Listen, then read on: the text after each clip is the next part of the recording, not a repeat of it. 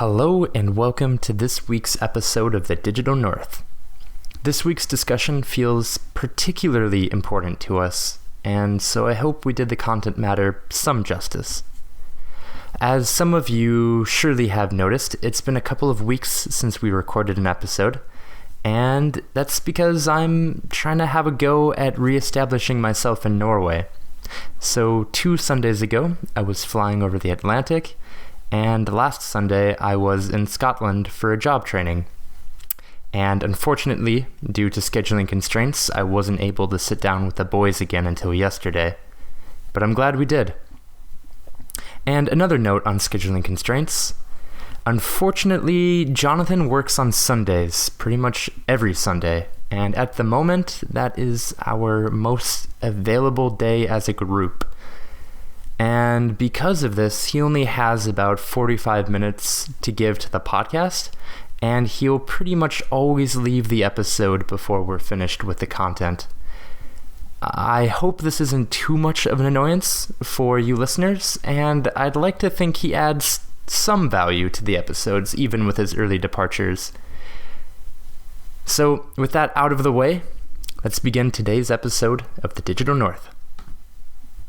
5, 4, 3. Hello and welcome to the Digital North. Today is the 23rd of July, and as all three of us certainly remember, on this day in 1929, the fascist government of Italy banned the use of foreign words within the Italian borders. Freedom of expression is a pretty fragile thing, folks, so I want to celebrate it. And to do so, I'd like to read a passage from Why's beautiful and transcendental song, Good Friday. Doing Elton John at karaoke and forgetting all the verses, blowing kisses to disinterested bitches, playing lead lay in a bad way on Broadway, sending sexy SMSs to my ex's new man, 'cause I can. Pretty powerful stuff. Wow. What's that from? Thank you. That is from Why, from the song Good Friday. We almost covered Why's album, but because of some scheduling conflicts, we never ended up doing that. So I'm glad we gave them their time to shine. Today we'll be talking about the 2017 documentary Get Me Roger Stone. That's directed by Morgan Penmay, I guess, Dylan Bank, and Daniel Damaro. I'm Ryan Hamilton. Join with me today are, what's his name? David Nielsen and Yes. Jonathan Tompkins. Jonathan, you are the one who recommended Get Me Roger Stone, so why don't you take it away from here? Okay, gents. This time, I think it's best to spend our time discussing the events in the film and how we feel about it. I thought this would be a nice, just feelings session. So I'm going to refrain from talking much about, or at all about the director and all that stuff. And if you guys have something that you think is valuable to bring to that, go for it. I was actually recommended this directly by one of my friends that lives in Washington, D.C. I know her because we went on Birthright on the same trip. So those Israel. Birthright bonds to Israel for you guys and chickses out there. The motherland. The motherland. And those Birthright roots run deep, man. So I trust her. And her mother works for the Democratic Budgeting Committee on Capitol Hill. So she was part of Crooked Hillary's campaign? Yeah. Yes. So she surprisingly though, her family and her both are not, I don't know, maybe it's not surprising, are not strongly opinionated about this stuff and don't broadcast their opinions. I hung out with her for the past 4 days and we traveled around and we didn't talk about politics at all, which is great. It's always the best. But I was talking to her about maybe doing a documentary for this one, and this is what came to mind for her. came out in 2017. It's very recent. I'm not sure if it was the beginning of the year or not. I don't think it matters. But I want to go like full free form and just like see where this goes, see where this takes us, because as I said in our little Facebook group, it's very broad. There is a lot that was said in here, a huge amount, and we're not really able in the scope of this to look at every moment through time from Nixon to now, but I think we definitely have a few things on our minds. Yeah, I'm with you on that. Maybe we can't cover the entire historical scope, and maybe we shouldn't even be talking about the directorial style and our thoughts on it as a documentary. I'd like to just jump in to a quote that Roger Stone said, one of his Stone's rules. It's better to be infamous than to never be famous at all. And honestly, after watching this documentary, because I hadn't ever heard of Roger Stone before, but after watching this documentary and hearing him speak and hearing how people speak about him, I almost want to put him in the same category that I would want to put a terrorist in the news. I almost don't want his name and face to be broadcast. I almost don't want any sort of exposure put on, because I want it. I guess it's important to know about his impact on politics and the country, so that we can take that knowledge and use it to mitigate the impact that people like him can have in the future. But I really don't want to lend to his notoriety, which puts me in a weird place talking about him, because as a person I want him to be forgotten, and I think he's a scourge upon American politics. So, I mean, at the very least, I think he's just a cautionary tale of what can happen when our institutions fail us, and when, our, when we don't have enough, collective institutional power, which can help preserve the interests of the country in a kind of long-term basis, as opposed to kind of a populist, frenzy. The word populist, that's a good one, and I'm going to use that again. Okay. So I think that's a great word to talk about what's going on here. Yeah, absolutely. I mean, it's incredibly populist. David, what are your feelings on it? Yeah, please excuse me if I break down crying at multiple instances during this. It was just with the whole after having gone through the election and everything, the last 10 minutes especially was just oh yeah, this is the reality that we're in, and watching all of the stuff Roger Stone has done and the reasons he did it for, it's just, and then this is what we end up with. It's extremely disheartening, because that the people working for the campaigns and actually making decisions do not have America's interests in mind at all. I mean, at so many times during the documentary, Roger Stone said, and this wasn't tricky editing or anything, he just said, I'm not in it because I believe that this is right. I want to make money. Right. And yeah, and I mean, he has actually so said many that quotes several times. Yeah, he said, yes, and I quote, did. I'm proud of the job I did at Black, Manafort, and Stone because I made a lot of money. Yeah, and this was for listeners who don't know that lobbying firm, it was one of the first lobbying firms. I don't remember exactly. Oh, they went. Yeah, they helped get whomever elected, and then became lobbyists for private interests and foreign governments. Well, they pretty much pioneered the idea of a PAC and a super PAC, right? The idea that, as it was described in the documentary, that there was a $5,000 cap on the amount of donations you could give as an individual to anybody, but there was not and still is not a cap on how much advertising or support you can give to someone, as long as you aren't directly coordinating with them. Which is, I mean, we do have free speech, and also I understand that is kind of how it has to be. Anybody can, if you got the money, you can put an ad on TV. I just want to real quick. That's not how it has to be. I don't want to. You don't agree? I don't want to say that the way that things are now was an inevitability based on our Constitution. I think that there is quite a like if you look at the tobacco industry and how in the 1960s it became illegal to advertise on TV for tobacco without the same amount of airtime given to anti-tobacco commercials. We know that there are ways to mitigate this kind of abuse of quote unquote free speech. So I just sorry, I don't want to derail you, but I do want to make a point that just because this is the way it is now does not mean this is how it has to be.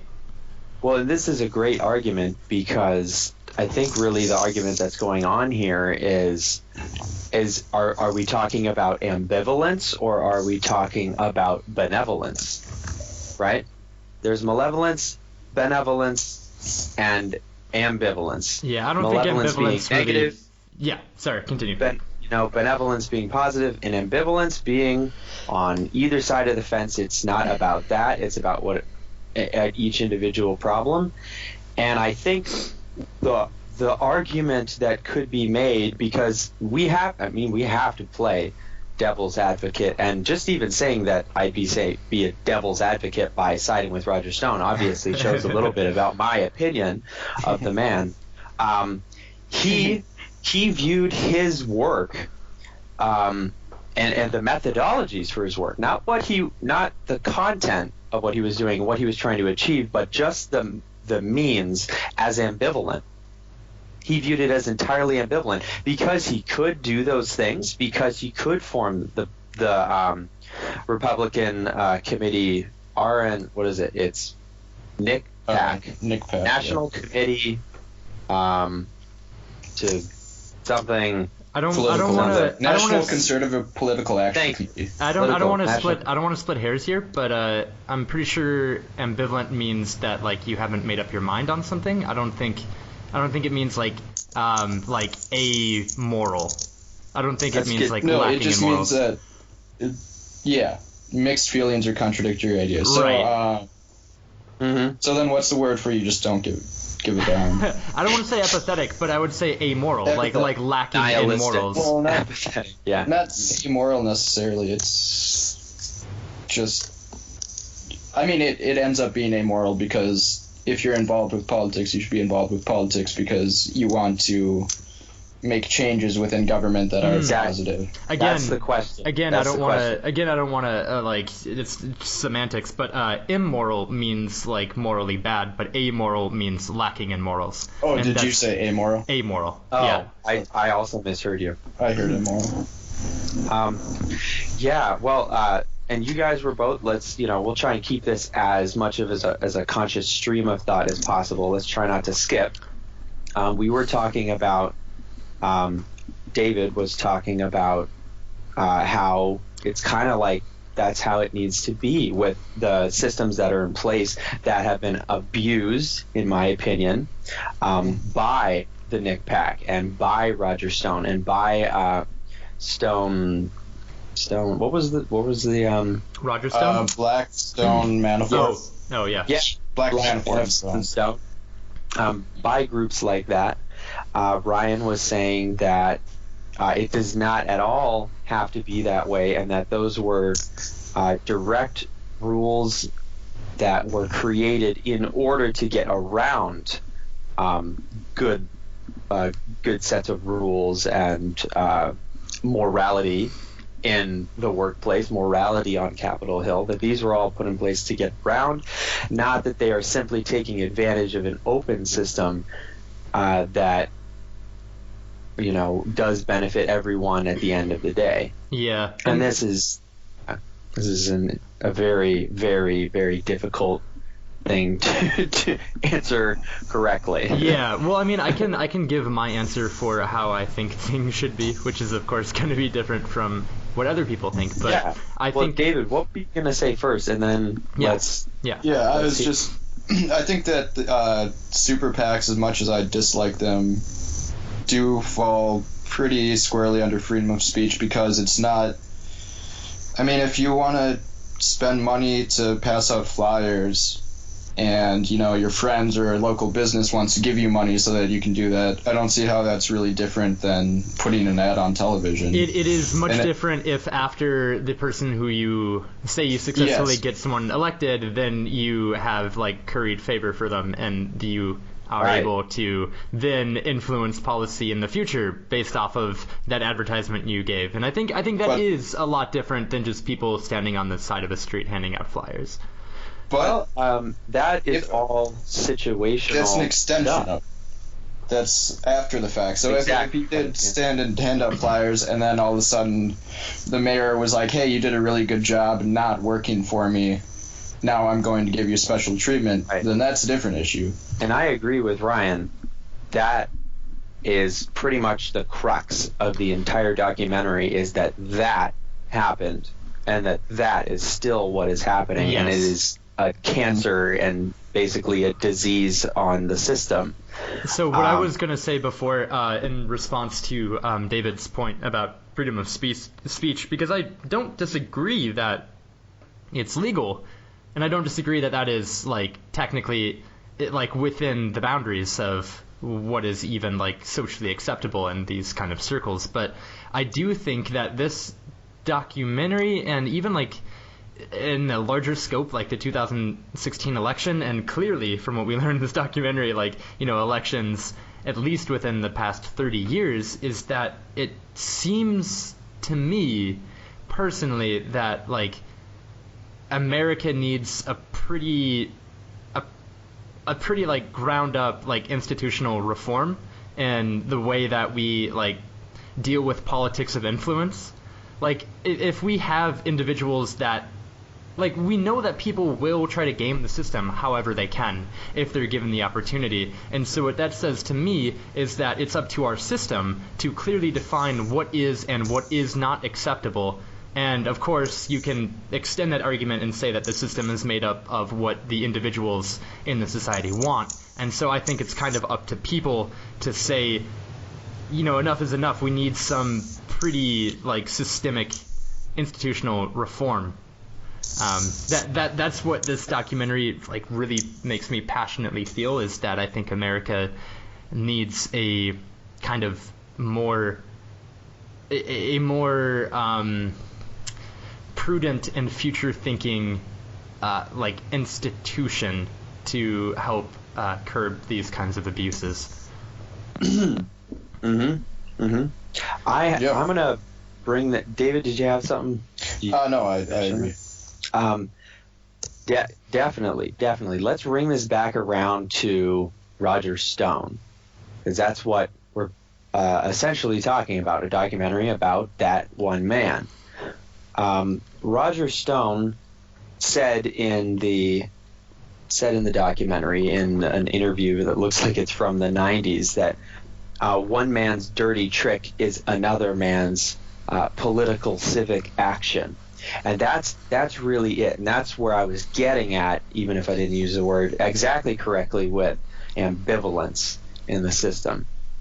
The real question here, the real shakeup that is really arisen out of me watching this documentary, because Ryan, I hadn't heard of Roger Stone either. And to be honest, the last 8 months, a year of politics have been frustrating and weird to look at, so I just don't really look at it that much.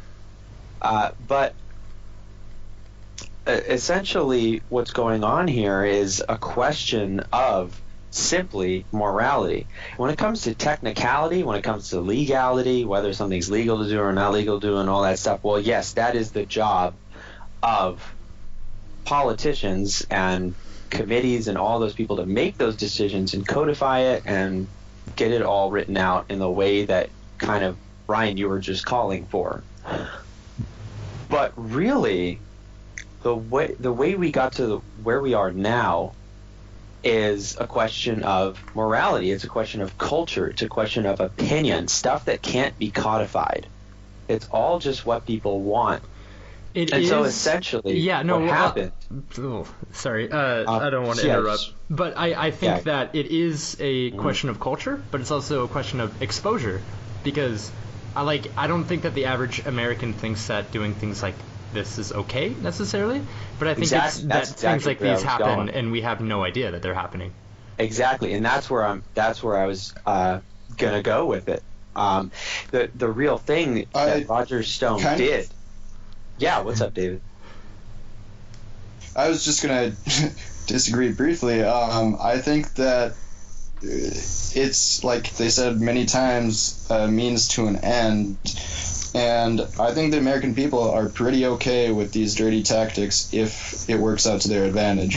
I mean, or at least if they are led to believe that it works. Yeah, how many people like Trump supporters do you know who would say, it doesn't matter that he's lied so many times because really he wants what's good. Sometimes he messes up.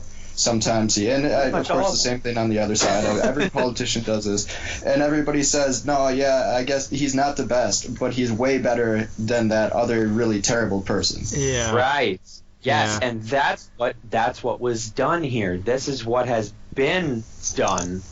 I didn't even realize that this has been going on for so long because I didn't see any of these elections. I wasn't there for Nixon, H.W. Bush, Clinton. I was like 2, Yeah. And that's really what's going on, is that he is using things, information, non-information, special tactics, slander, everything that was mentioned in the documentary, Dirty Trickster, his nickname, like the Dirty Trickster, right? None of that stuff is illegal. However, what he really did is use any means, at any cost, no holds barred, to get besides something done. Breaking laws, he will not break laws. Yeah, to get something done, and that's what he did. Yeah. And that's appalling is that people, regular people, which, by the way, he refers to as what did he call them? Non-sophisticates. Yes, non-sophisticates. He literally called the people that he was like working to assuade one certain way, non-sophisticates. Yeah, the quote that I wrote down, what he said was, "Do you think that non-sophisticates see a difference between politics and entertainment?" Right, yeah, and then he goes on to say it's like... Politics is show business for ugly people. Yeah, show business. Can you fucking believe that? Oh, and what's even funnier is he wanted to be an actor, and then he decided to go into politics. Oh, man, that quote is Jim, too. I wrote that down. He said when he was telling people around school that like Reagan or whoever it was wanted to have school on Saturday. He said, I learned the value of disinformation in elementary school. I no longer wanted to be an actor. I wanted to be a politician. And then he says, of course, that's the last time I used disinformation.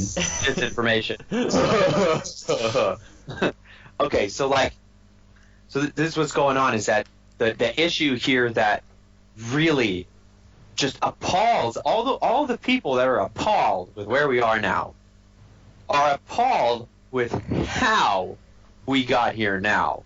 It's like the situation as it stands is really not as bad as the actual thought processes that went through everybody's head that actually thought that all this stuff was true, that actually bought all of this. That actually thought that Bill Clinton was a rapist and that Hillary Clinton should be thrown in jail and that she's a horrible person, right? Yeah. Mm-hmm. That they were running a child sex ring in a pizza parlor. This is that's the horror of Get Me Roger Stone. Is the realization that, holy shit, you saw the debates. It was all fucking name calling and bullshit. And then you find out that it's like, it was all name-calling and bullshit. And everybody bought it. The non-sophisticates, right? That the Roger Stone is appealing to, right? With all of the T-shirts with Hillary's behind bars and like the... And you know what? I think that like this election and I think I've felt it from the past elections too, is that like we know from history, we know that within like the Greek and Roman empires, that populist sort of like voting patterns where you have like a demagogue who promises things to the people which sound good in the short term works. And we know throughout history that it has worked, and it's really jarring to see it happen very clearly that it still works. Well, because we're of the opinion that electronics, information technology, the sharing of information easier, freer, and faster than has ever even been conceived possible even 50 years ago, has somehow accelerated our consciousness, our collective consciousness, our culture, right? And it's been improved. It's been more sophisticated. People have more access. And yet, here we are, like a bunch of fucking cavemen, dragging our mate into a cave instead of taking them on a date. It's like fucking ridiculous. Yeah. You know? And that is what is so upsetting and scary about seeing this. Sorry, just to jump back a tiny bit, like you said, the worst part about it is the things that they're doing, all the ways that they're getting elected, and the underhanded tactics. The worst is that people buy it and believe it somehow. But I think what's almost worse than that is that there's really no. I mean, there are ways to control it. In the current system, it can't be controlled like these methods. And so they're going to use these methods, and who to what end? It's not the people who are voting for him. It's whoever's paying their, like he said so many times, I've gotten very rich off this. It's not the voters who are paying him. It's somebody else, somebody behind the scenes. So in a weird way, he's kind of the fall guy, and he's very willing to be the fall guy because all he has to do is throw people under the bus, and he gets paid. He just has to lie, and he gets paid. And right, and that's the thing, is that he does not care that people because he's never run for office, right? He doesn't care that people hate him. He doesn't care that he does things that are objectively disgusting, and his family will. They frickin' said that. Like his wife even said she was terrified of him when she first met him. But we don't know the other side of him. We don't know the family guy. Like that's you don't have to, dude. It's like Hillary Clinton. The way that her favorite sex position has nothing to do with the presidency. It is not her job to live a life. I think that's an interesting topic that came up in this, is like Roger Stone's use of slander and scandal to get the upper hand on people was used against him, and I don't have the quote, but he basically said, because I never ran for public office, people have no right to know what I do in private, and people have no right to hear about my scandals. And that was going back to in 1996. He had those sex scandals where him and his wife were like posting on whatever version of Craigslist existed at the time,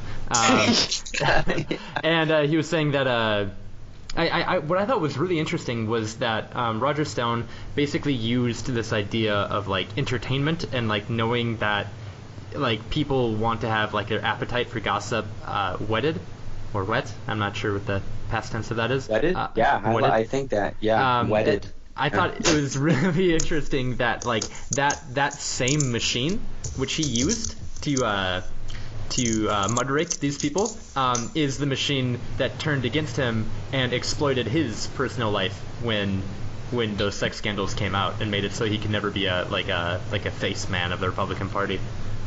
Right. Yeah. Oh, since I never ran for office. Yeah, since I never was fired from the committee to elect Donald Trump, right? Yeah. Sure. I'd like to take a little bit of a pivot, and I would really like to give a plug to a book that I just finished yesterday. It's called On Tyranny: 20 Lessons from the 20th Century. It was written earlier this year by Timothy Snyder. He wrote this book in a series of days after Trump got elected, and he is a historian at Yale. Let's see, I have the book here so I can read some of the credentials. He's a historian at Yale.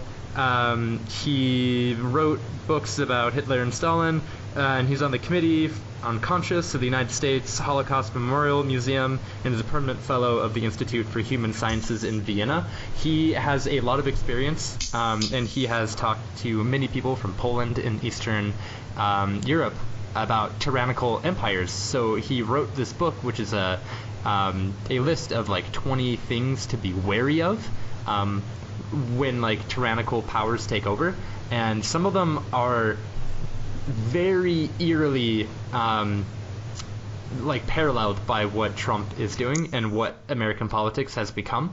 And I'd like to read a couple of them if you guys would humor me. Number 11, which goes back to what you just said a little bit ago, Jonathan, about this idea that we are still basically these cavemen who are so easily influenced by non-facts or disinformation. Lesson 11 is to investigate. And in the book, he goes into more detail and says, you can't just follow what you see on TV news, and you can't follow the news that you see in your news feed on Facebook, or what like an insulated group of internet people says. And he goes on to say that, for example, the books Fahrenheit 451 and 1984 both have this idea of this like deeply interconnected government to private citizen like two-way TV where people are always being watched, and their feedback is always like manipulating what they see. So there are a lot of parallels for those dystopian futures that we have today with our Facebook feed. Lesson number 2 was to defend institutions. Because when a tyrannical leader takes over, oftentimes they will attack the media, oftentimes they will attack journalism at large, they will attack non-government organizations, and they will attack groups of people who have like institutional power that would be enough to like sway or like tide what a president would want to do. And we see that from Trump and his attack on the media, obviously. Lesson number 3 was to beware of a one-party state, and we almost have that now, since most people just want their team to win. Most people just want a Republican or a Democrat to be in office, so we don't really have any third or fourth or fifth option. Which is actually one of the things I want to talk about before I have to go, is that whole thing where we almost had a three-party election, like a real one. Let's do it. Let's do it. Yeah. Well, there was the Dole campaign, right? Or was it? Yeah. Dole campaign. And it was totally sabotaged from the inside from Roger Stone, who wanted it was called the Reform Party, right? I hadn't even heard of the Reform Party until this documentary. Reform Party is just like a general name for not any of the parties we've seen before. Oh. Right, yeah. They just had a candidate that they supported, and it was put on the ballot as the Reform Party. Whatever. Doesn't really matter too much. Names and labels and stuff like that are pretty useless. Bob Dole. I think that was the guy. It is. Yeah. Bob Dole is on the ballot. Roger Stone was representing him as a campaign advisor, campaign director. I'm not sure the actual title. It was in the documentary, people. So I apologize for not grabbing that one. But essentially, he did not want to work with him. Roger Stone did not want to work with Bob Dole. One of Roger Stone's associates, friends, colleagues that was in the documentary in her interview said that he had never seen Mr. Stone less enthusiastic about working with anyone than it was for Bob Dole, right? Or was it Buchanan that they said that for? I think Buchanan, the one who got 0.5%, and he just used it to try to. He was on Buchanan's side, so he could get. And that's an entire other thing where he joined up just to wreck people. But yeah, that essentially. But does anyone have any details they'd like to share on the Bob Dole thing? Because I don't remember that much. All I remember is the interviews afterwards where they were saying that we almost had an actual 3-party election. Well, if I'm not mistaken, which I think is very possible that I am mistaken, I thought that like Roger Stone, pretty much what he ended up doing was encouraging a Republican to run for the Reform Party instead of the Republican Party, and because of that, it just like decimated the Reform Party's potential, and I think he like sabotaged one of the. Oh, he did. No, yeah. It was. There was some kind of slander involved, wasn't there? Jeez, man. Well, it was basically like a diversion. Like it basically made, I think, the Reform Party or the Republican Party just completely like undesirable during that election period. Mm-hmm. I don't remember exactly how that worked. Mm-hmm. They kind of messed it all around in the It was documentary. a rat's nest of stuff. Yeah, but I think that is an important point to make, that like this idea that like it just makes me think, how weak is our democracy that we just have these two parties and the independent parties could be manipulated like so easily where like they can just be like bought out and then like have where the no top chance. advisor, the top advisor in the party that is not one of the two that actually has a chance is actually working for one of the two parties to hamstring them so that the parties keep their power. Right. Yeah. It's wild. I mean, like we don't have a one nation, we don't have a one party state, but we almost do. Since I mean. Yeah, it's as close as you can come without. Yeah, it really is. Before we go, I'd like to talk about a couple more of the lessons, which I think are just like super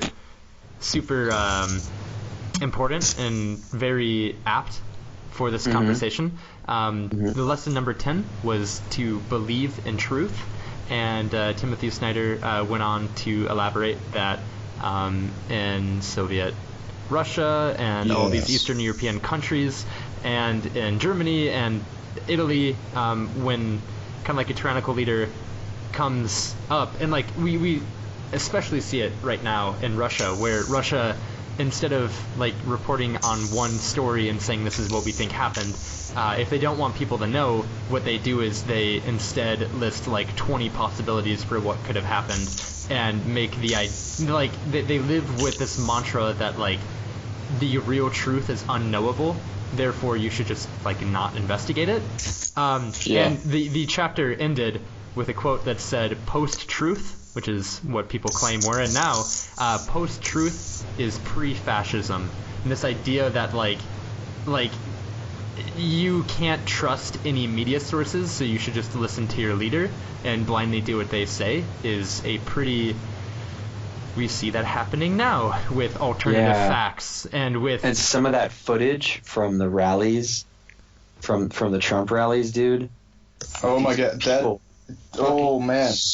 You think the guy I'm thinking about, who was like 6'5", muscle-bound tattooed ripped, guy, full body tattoo, hat on backwards, like with nose ring, and this dude was just screaming, just like about to beat the shit out of everybody. I like to give people the benefit of the doubt, but there's no way that person is ever listening to anything but whatever is being fed to him. Guzzled the Kool-Aid, man. He guzzled the Kool-Aid. Yeah. It's people like that just come straight to mind, Ryan, when you say a good example. It's insane. A good example of the introducing lots of different possibilities is the Malaysia Airlines flight. Exactly. It was downed in 2014 over Ukraine, and they came out with so many theories immediately. They came out with doctored photos that they'd done themselves, of course, because they're the first ones to come out with them. Yep. Could be America, could be China, could be they even said that like the airplane could have been filled with dead bodies already, and that it was staged to make it look like people actually died in the crash. And you have to remember, that's a government that's the mouthpiece of the Russian government. It's not some independent news source it's not like InfoWars that's just spouting out conspiracy theories because they're idiots. Right. Dude, They're doing it because I'd never even seen that before. InfoWars before the documentary. Oh my God. I'm glad you have. This is how people get it. They think because they're angry and they shout that somehow they are more right about something. Yes. Alex Jones is. And that is maybe the worst person in media. That is essentially, I'm going to leave you guys with that. That is essentially the presidency and the election in a nutshell. Is like the louder you yell something and repeat it and get angry about it, the truer it really must be. And the more you repeat it. Yeah. There's a lack of intellectualism. Yes. Okay. That brings us to they're lesson number 9.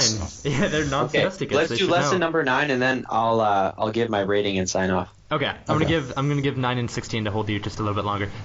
So number 9 was be kind to our language, and Timothy Snyder goes on to mention where like when we have issues of people repeating slogans over and over and saying things in the exact same way in order to reinforce a potential truth, we kind of get lost when we're trying to like navigate what is true and what isn't true. And one of the things he was saying is like try to say things in your own way, even if you're just saying the same thing that someone else says. Like really try to think for yourself in the like with the language that you use, which is really cool. And I don't want to dwell on it too long because I want to move to number 16, which is learn from peers in other countries, because it's really important to have outsiders give us their point of view on what happens. And he went on to say that like people in like Ukraine like knew what was happening in America before Americans did with Trump, because it just was so clear to them. And a example from this documentary was the British guy. The British reporter that was interviewed a couple of times was one of my favorite talking heads of this documentary, because when he described what happened, he wasn't bogged down by specific like actors in these situations and like the year, but instead he boiled things down to very important points that like people could digest, and I really appreciate that. He was one of the more easy people to follow. So right. Yeah, Roger good. Stone, every time he said anything was this person, this year, and this place, and he's using all of this specific information basically to make himself more right about everything, and he just does it all the time. That's how he convinces people of shit. Yeah. But Ryan, thank you so much for that. One more time for everybody. What was that? The book is called The book is called On Tyranny, 20 Lessons from the 20th Century. It was written in 2017 by Timothy Snyder, and it's a small pocket book, and it's only about like 115 pages long. It's pretty big text. I read it within the span of like 3 hours, so it's Were there pictures, Ryan? There weren't pictures, and so wow. Not my book. I just turned the book every 30 seconds, thinking that's what most people would do. So. All right, guys. Well, I give the documentary a solid 50 out of 55. Oh, wait. I need to pick a rating system. I give it 50. Couple seeking couple ads on Craigslist out of 55. And I am going to sign off, gentlemen. Feel free to keep talking. I feel like we could have another meeting about this next week and keep on discussing it with the other guys almost. Maybe we'll revisit. They'll do their own thing. They'll record their own episode. Yes, they will. Yes, they will. Jonathan, thanks for this recommendation, man. I appreciate it. It's enlightening and eye-opening and scary and sad. Yeah, man. Well, spread the word. Show it to your friends. Tell your friends about it. I already told my dad to watch it. Yeah, it is a fortunately, I think, less biased and less colored, like, you know, with broad strokes or something like that of documentary of an opinion. It's tries to keep it about simply Roger Stone instead of having huge amounts of commentary. Although a lot of interviewers, all literally, even the Fox News guy who's like guzzling Tucker. it's like, yeah, he's pretty crazy. All right, see you guys. Have a good rest of the week. Take it All easy. right, bye-bye. Thanks for listening, everybody. Bye. Alrighty. So, my rating. My rating, if I am to give a rating now. We jump into the ratings. No, can I just make one quick point before we get into Please that? Please do. I think one of the... I visit a lot of different news outlets, including both Fox and Clinton News Network. And I think one of the... Oh, okay, CNN. I was like, what is that? That's what I think that's what Roger Stone called it. But one of the things you have to remember is that no news organization is going to strictly report the truth or strictly report everything that's important. They all have some sort of motivation. Maybe it's not... not everything's InfoWars.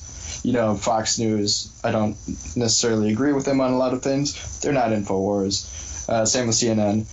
But what do you have to think, and this, I really thought about this hard when there were a lot of things in the documentary about allegations of infidelity or hookers or whatever with a bunch of different politicians. And you have to consider the rewards and the losses that come from making such an allegation.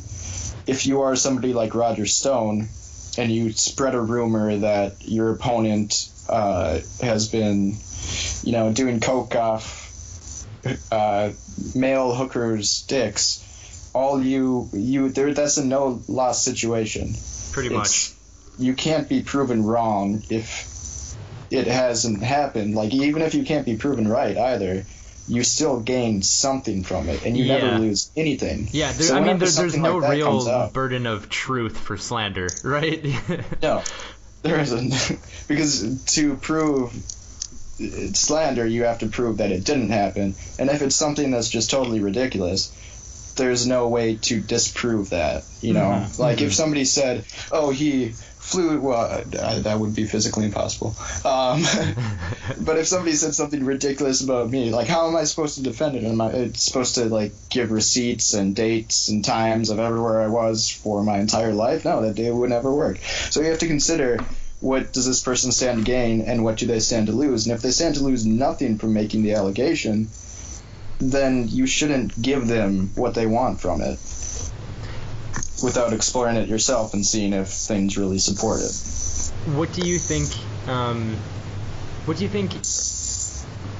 reform and that sort of mudraking would entail? Do you think that we should have a... As far as laws go? Yeah, do you think we should have a law that says, if you are someone who's involved in public policy and you have had a, series of ridiculous, scandals where you try to just make things up about your opponents, that you, shouldn't be allowed influence in those spheres anymore? Or... No, I don't think so. You don't think so? It still falls under... the way we have libel laws is that if it's not libel and you can't prove that it's false, then it falls under freedom of speech. I think that is kind of important, because otherwise you could have a totally true claim that you just can't necessarily prove, and somebody could sue you, and it's all over. So what do you... So I think it kind of falls to the consumer to weigh, people's motivations and kind of take for themselves what they will from it, and they shouldn't be taking what they are. So you think the burden falls upon the average citizen and the consumer of the news and the consumer of the news entertainment to discern what's true or not? It also falls on the shoulders of the news networks, because they're complicit in it. I don't think there should necessarily be legislation concerning that, but you have to be able to look at a bunch of different sources and kind of weigh them so that you know which is right, which is wrong. Well, not, you don't necessarily know that, but you can tell kind of, this one's not reporting any stories on this, whereas every news organization in every country is talking about it. Well, maybe, that organization that isn't talking about it has something to hide, or they have some other motivation. Yeah. I also think that, like, the average citizen doesn't, like, weigh news organizations against each other that much. I think, like, the average consumer of news on TV will watch a news program at night, and whatever they hear is the news that they get that day. I think that because people have full-time jobs and lives outside of their work, that I don't think that it should be so difficult to try to discern whether or not a news source is telling you the truth or not. I think I would agree with what you said a moment ago, that it's the burden does lie on, like, the professional ethics of a news organization. Yeah, and that's what they take advantage of, is the apathy of the consumer, because I know the conservatives that in my family watch almost exclusively Fox News. And while I don't think Fox News is the worst thing out there, I think it is the worst thing to pick one news network and just stick with it. Because there's no way to tell. If you just choose one, what if you picked RT News, Russia Today, and you're just like, this is pretty good, they report on stuff. You'd be fed all kinds of nonsense by people who are taking advantage of that apathy. Yeah. I agree, but I also don't think that. Yeah, it seems unfair to ask people to have, like, checking news sources be a full-time position for them. It doesn't have to be a full-time. I mean, I check the news. I just basically look at headlines, and sometimes I'll see some allegations about Trump and Russia, and then I'll look at it on CNN, I'll look at AP, I'll look at Fox News, and see how they all... And that sometimes that does take some time, but even just like a quick scan of it, you can see, they're not even citing these sources when everybody else is. Sure. And it is a chore sometimes, but also it's kind of your civic duty. If you're going to vote, you need to be informed for your own best interest. It's not some kind of... I'm not maliciously saying, you shouldn't just pay attention to Fox News. I'm saying, if you want to elect the right person, you want to vote for the right person, you should read all the facts, not from one source. Because otherwise, what's your vote doing? It's just going to whoever you happen to read that day. Yeah, that's absolutely true. And I mean, I think that's the problem that many countries face. And it's really interesting looking at how Norway and America definitely do not line up in that way. Because America, you have like 4 major broadcasting services, and then you have dozens of, like, relatively big news organizations, and they all have kind of a different slant. And that's definitely true what you said, that like a non-biased news source doesn't exist, even if they're trying to write their stories in a balanced and non-biased way.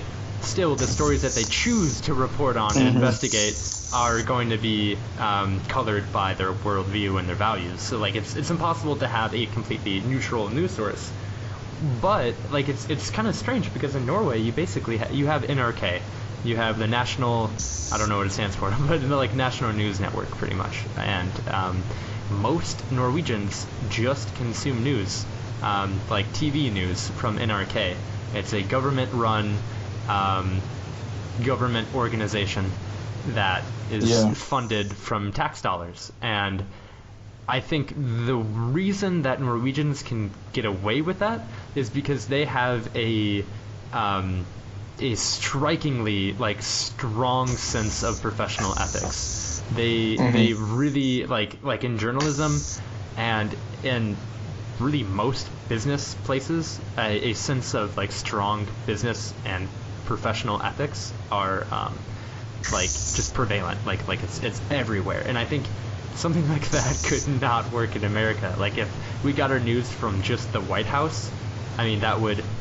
we see in this presidency that, like, we can't even trust the White House as a news source anymore, which is... for America's case, it's good. It's good that we have so many news sources, whereas in a country like Norway, they can get away with just one main one. Although, of course, they have different newspapers, and there are some minor TV news stations. And it's... I mean, I don't think that it's a great thing that it's so consolidated, but it is a relatively small country, and it's good that at least...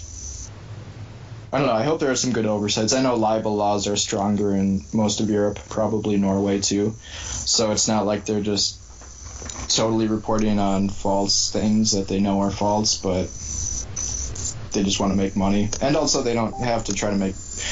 I think they do still have quotas for, like, viewership and stuff. I'm pretty sure the BBC does.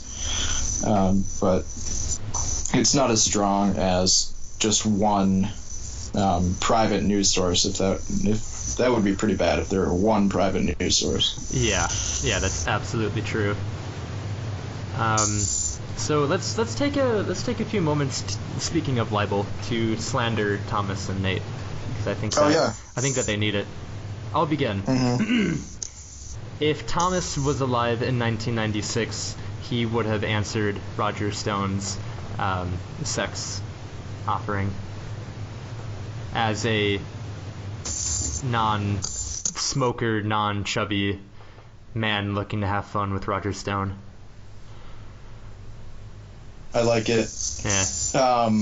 I think if Nate Sand were a lobbyist in the Nixon era, that organization would be called Black...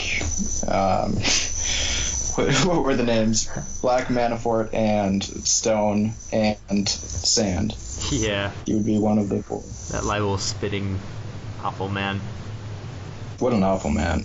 Alright, so I give this documentary 45 out of 50 angry head shakes, and 3 out of 3 nervous hand wringing. I like that, except it was two votes. I don't know if I like that. This is America. You only get one vote. I've got a major and a minor. Unless you're voting for Crooked Hillary. I would give it 37 of 42 unfounded claims for political purposes. That sounds pretty good. Well, thank you, everyone, for listening to this week's episode of The Digital North. It feels like an especially important episode, and I hope everyone got something out of it. Next week, we are going to be talking about a movie. It's a movie which Thomas is going to recommend, so I'm sure it's going to be something relatively heady and pretty cool. So I'm looking forward to that. Again, I am Ryan Hamilton. With me today, we had David Nielsen and Jonathan Tompkins. Thank you all so much. Stay curious. Ba-da-ba. Ba-da-da-da. Ba-da-da-da. Ba-da. Thanks for listening to this week's episode of The Digital North. Check us out on our YouTube page at The Curious Magnet, and follow us on Facebook at The Curious Magnet. And make sure to check out our website at curiousmagnet.com without the, just Curious Magnet. At the moment, we're only uploading new episodes onto YouTube due to my website design ineptitude, but be patient because a slick new website is in the works. And that means we can begin hosting our podcast episodes on our website, and we'll also get an RSS feed to host podcast episodes on iTunes and Stitcher in the near future. So that's pretty cool. We're excited about that. Anyway, thanks so much for your viewership. We really appreciate it. And as always, stay curious.